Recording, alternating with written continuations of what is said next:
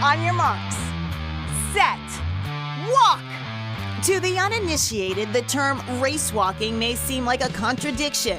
The reality is that the sport, often mislabeled as speed walking, has been around for centuries. Race walking started out as a sport for wager in the late 1700s, where all the mansions would put up their wait staff and they would have race walking challenges for money. Ed O'Rourke is president of the New England Walkers Club and a 42-year veteran of the sport. When you're race walking, your whole body is involved and your upper body has to be in good shape. It's a lot of hip switching. If you're a runner and you want to burn more calories, I would suggest you become a race walker. How does one become a good race walker? Practice. With that, I take to the track for some expert instruction. Take a normal stride, but I want that stride to have your heel out. Okay. And then we're going to push through the foot and then do the same thing on the other foot. Let's roll. Race walkers must always have a foot on the ground and keep a straight leg as it passes under your body, or risk disqualification. Okay, so am I made for this? You're really good. Okay. But am I fast? The fastest mile that was probably recorded is 10 miles per hour. Okay, that record is safe for the moment, but as former Canadian Olympic race walker Ben Thorne told me, the competition is fierce. There's a ton of countries that compete, so in race walking, you might have countries that wouldn't normally win medals in Olympic events who can sneak in and win medals. As my training continues, I can't help but see gold. Maybe race walking is in my future.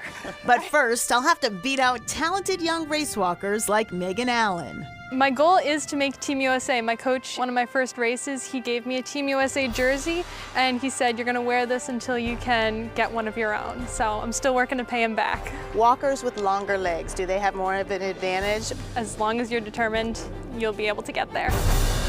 From race walking in Cambridge to pedaling on Boston Harbor, next up, a unique way to tour the city at your own pace. I'm Ed Cardinale. I'm one of the owners of Cycleboat Boston.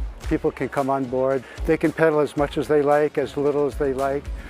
We do an inner harbor tour. It's just a fun way to be out on the water. What started out as one boat and a dream for Ed and his wife Rosie 4 years ago has grown to a fleet of 3. I think probably half of our staff is family or very close friends. When it's a family business, there's a real interest in making sure your customers are happy.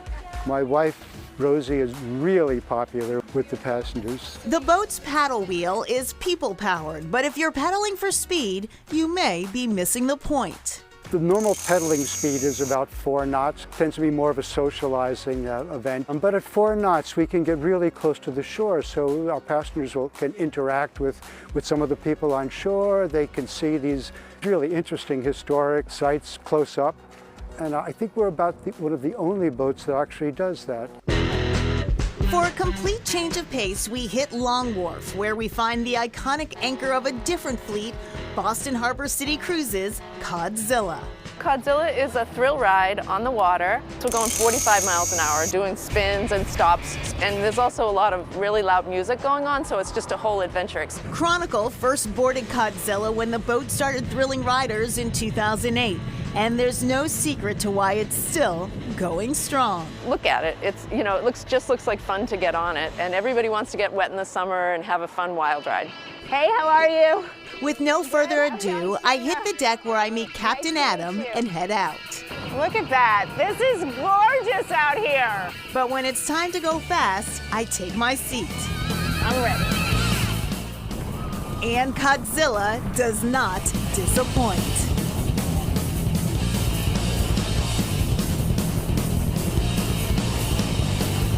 Great, but it's so beautiful and calm out here. What a contrast to just a few minutes ago, but what a thrilling adventure and ride.